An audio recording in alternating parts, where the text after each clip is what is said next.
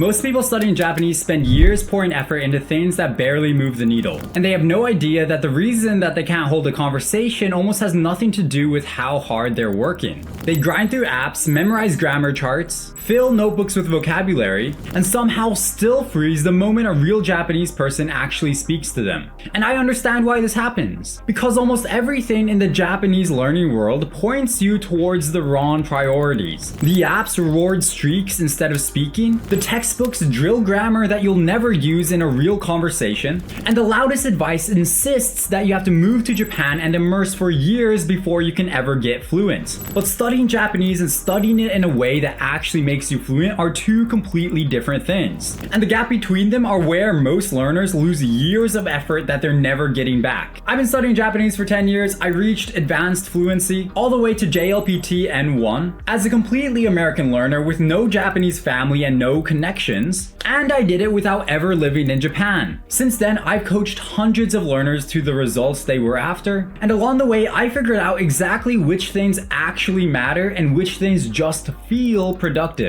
So in this video, I'm going to break down what actually matters after 10 years of studying and coaching Japanese, the handful of things that genuinely move you towards fluency, and the popular advice you can safely ignore. And this is what I've watched actually work for hundreds of real learners. So the first thing we need to understand is why most of the things learners obsess over barely matters at all. So why do most learners pour years into things that don't actually make them fluent? So you might see on social media, but tons and tons of learners actually just write out each and every one of the characters by hand over and over and over again. They use AI apps and apps like Duolingo to actually help them learn Japanese, or they just look up JLPT grammar charts to look off of. And honestly, I get it. I was in the same boat, writing out hundreds and hundreds of kanji because it felt like I was actually making progress. Like each kanji I wrote brought me closer to my goal. I also felt that if I was just looking at a list, I can just cross each and every grammar point off the list and say that I've mastered the language. And apps like Duolingo are pretty easy to just keep your streak every single day. And when you're doing these things, you feel like you're progressing because you're technically studying Japanese every single day. You get to see the progress bar move up on your language journey. You get to cross off bullet points off of a grammar list or vocabulary list for your next JLPT test. But the reality is, none of these things actually help you to build up real conversation. People will study like this for 10 or even 20 years and still have only intermediate levels of Japanese. There are people who study in prestigious universities like Harvard or Oxford and get to the end of their graduation and still can't speak a single sentence of Japanese. Learning Japanese to pass a test is completely different from learning Japanese to actually use it in front of a real person. In this last year alone, I've coached over 200 learners who've used apps in the past, have used Japanese Pod 101, have used these resources every single day thinking that they're actually progressing with their Japanese, but still are in the beginner stages of the language.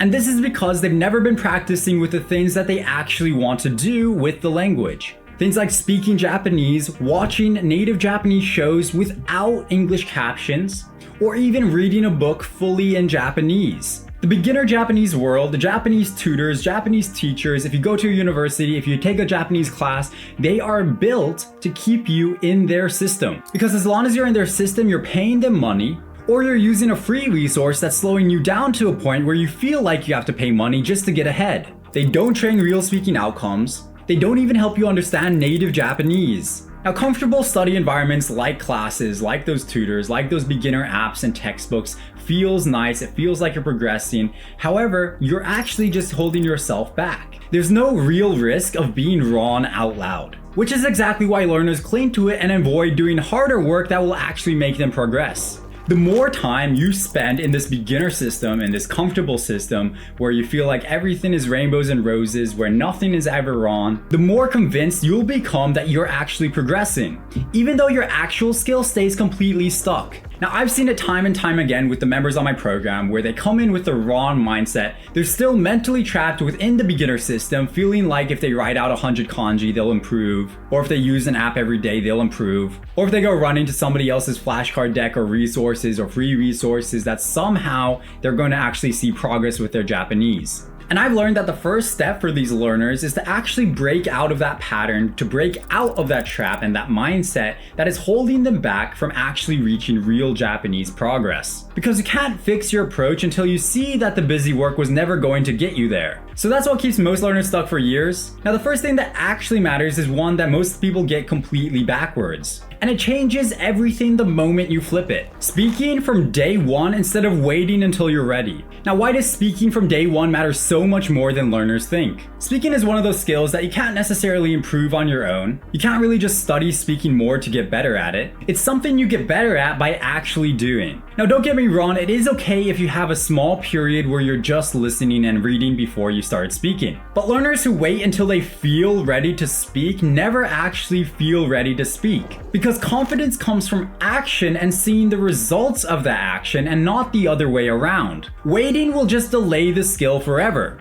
If you start speaking early, even badly, and even misusing words, will build the mental wiring you need and the confidence that you need to speak better Japanese later. While staying silent keeps you permanently stuck in the trap of I can understand Japanese, but I can't really speak Japanese. The single biggest difference that I see between learners who actually get conversational and learners who still stay in this trap are whether or not they were able to actually start speaking badly or just waited for some imaginary point that never arrives. So what does speaking early on actually look like in practice? Well, first you want to use the small amount of Japanese you already know in real scenarios, either with a language partner, a tutor, a coach, or whoever. I even would use Japanese out loud to myself, rather than just keeping it all in your head. Now, this means that you do have to accept that you will make mistakes in an early stage, and these mistakes may last with you until later stages in advanced Japanese. But making the mistakes and then getting feedback on those mistakes is how you actually improve. And as a learner, you have to realize this isn't something to be embarrassed about. In the beginning, you'll want to prioritize the phrases and conversations that come up the most in the Japanese language. Stuff like how's your day been, talking about the weather, greetings, or even just talking about where to go for lunch. These are conversations that have made up 90% of the Japanese conversations I've had in total in my 4 years here living in Japan. And if you're able to start engaging in conversations like these, you'll be able to hold real conversations within months, while the ones who keep waiting until they're ready to speak Japanese will continue waiting years later. So speaking early is the first thing that actually matters. The second one is where your real progress actually comes from, and it has almost nothing to do with that textbook sitting on your desk. But why does real immersion matter more than drilling grammar rules? Now, your brain acquires language primarily through a large amount of input, meaning content in Japanese made for Japanese people, not content made for learners or memorizing grammar rules in isolation. Now, textbook grammar drilling gives you the ability to slowly analyze text on a paper, but real conversation moves too fast for that. And real books and articles have so much information, so the analytical knowledge and rules that you learn never convert to actual fluency. Immersing yourself in native Japanese through shows, podcasts, music, books, and of course real conversations, you're training your brain to process the language at a natural speed in a way that no textbook ever will. Now, learners I've coached who've actually done what I've said and started listening and reading and watching Japanese shows and Japanese books and Japanese music made for Japanese audiences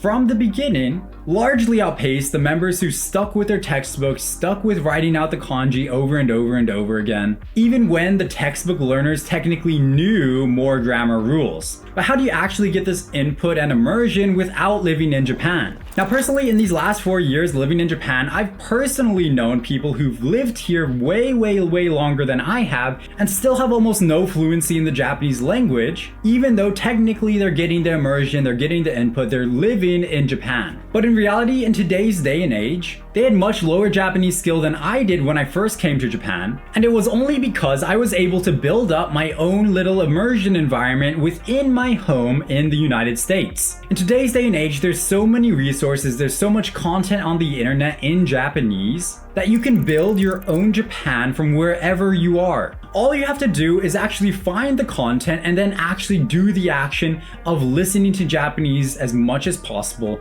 reading as much as possible, and watching the shows in Japanese for native Japanese speakers. You have no excuses to not start learning Japanese today, even if you're not in Japan. A lot of learners will say that you have to take incomprehensible input from the beginning, which is Japanese that you understand first, but this is actually another trap that keeps you in the beginner stages. I found if you jump into the deep end, you either learn to swim or drown. But thankfully, if you drown in Japanese, you're technically still immersing, and you're not going to die from too much Japanese that's at a native level. Even if you can't swim at first, you will start swimming eventually, and when you do swim, you'll see just how much Japanese you actually understand. Which is exactly how I learned Japanese to the N1 advanced fluency level before ever moving to Japan.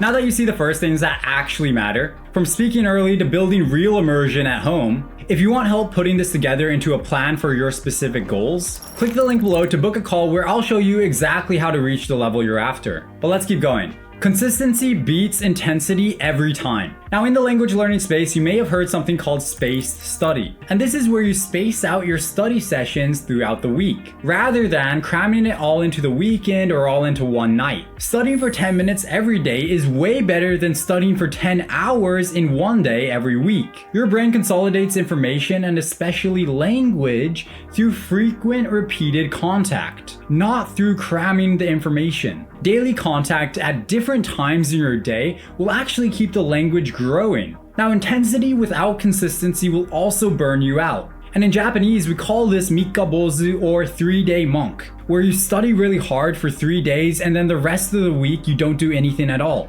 Or maybe you decide to quit Japanese for a month for whatever reason, maybe you feel burned out, and then you come back and you can't speak any of the Japanese you had learned before. Every learner who I've personally seen reach Japanese fluency has only done so through consistency every single day, not through dramatic bursts of effort that can never be sustained. So you might be wondering to yourself, how do you actually build consistency that lasts? Well, in order to actually start, you have to make your first daily practices small enough where you can actually do it every single day. In fact, it should be so small that there's no way that you could actually talk yourself out of it. So that even on your worst days, or even on your busiest days where you feel like you just don't have any time, you should still be able to do the actions that you set for yourself. And this is actually what I'm doing with members right now on my program, like Mike, who manages his business and almost never has time to fully sit down and study Japanese. And so what we have him do is actually set minute-long goals where he just studies for exactly 1 minute, whether that be making a new flashcard or reviewing words in Japanese. He just sets a minute timer and then does it.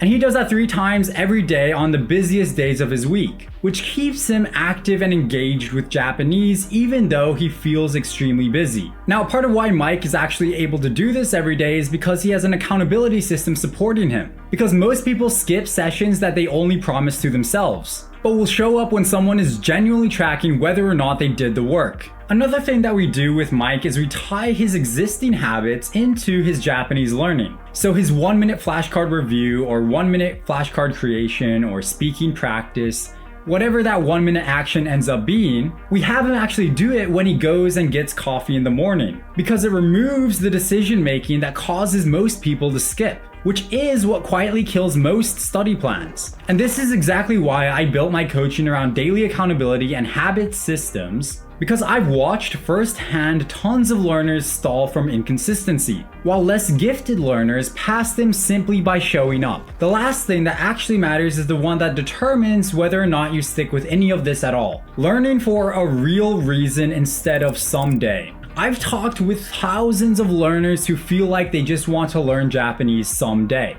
And honestly, every time I hear somebody say, oh, I just want to learn Japanese as a hobby, oh, I just want to learn Japanese so that I can speak it someday, I know in my heart that they'll never be able to actually speak Japanese. The only learners who reach their Japanese goals are learners who have a time-bound reason to actually learn. Something like an upcoming move, a job, a trip. People with real goals and time limits always outperform people who just learn so that they can learn Japanese someday. Having a real goal creates real urgency for you to actually learn the language. It becomes the fire that keeps you motivated to study Japanese every single day. It allows you to do uncomfortable things and the hard work that it actually takes to learn Japanese to a high advanced fluency level, which is something that vague motivation never sustains. If you don't have a finish line, you will be drifting for years. Because if you don't have a target, there's nothing forcing you to actually grow. The most successful learners that I coach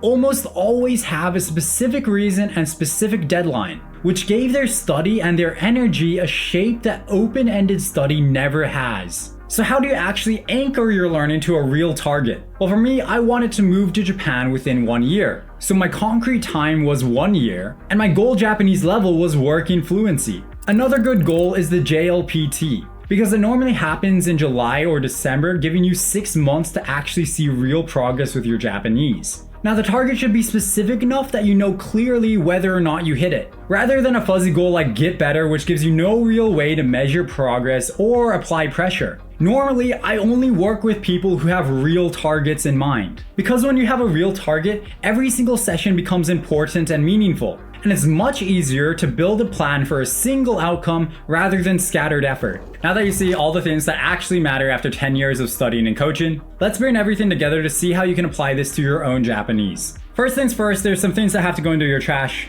All the learning apps like Duolingo, textbooks, and grammar charts. Let me be clear, these things were never going to make you fluent. If you already know some Japanese, you can start speaking Japanese phrases from day one. Either find a language partner or a coach or a tutor, somebody to talk with every day in Japanese. If not every day, at least 3 to 5 times a week. I personally did around 4 times a week with a language partner. Of course, variation matters, but just know that you have to actually start speaking from today. You also have to start building your real immersion environment. The easiest way to do this is with music and podcasts that you listen to throughout the day. But you should also set aside time to actually watch Japanese shows in Japanese, no English captions, Japanese captions, or no captions at all, and read Japanese books made for Japanese people. This immersion environment is non-negotiable. If you're not able to do the immersion environment, you are not going to learn Japanese. Now that you've seen what actually matters after 10 years of studying Japanese, why most of the popular advice keeps Japanese learners stuck, and what genuinely moves you towards fluency, you can stop pouring effort into things that only feel productive and start spending time on what actually gets you speaking. If you want help building a plan around the things that actually matter for your specific goals, click the link below to book a call where I'll actually walk you through exactly what it takes to get to the level that you're after. And I'll see you in the next video.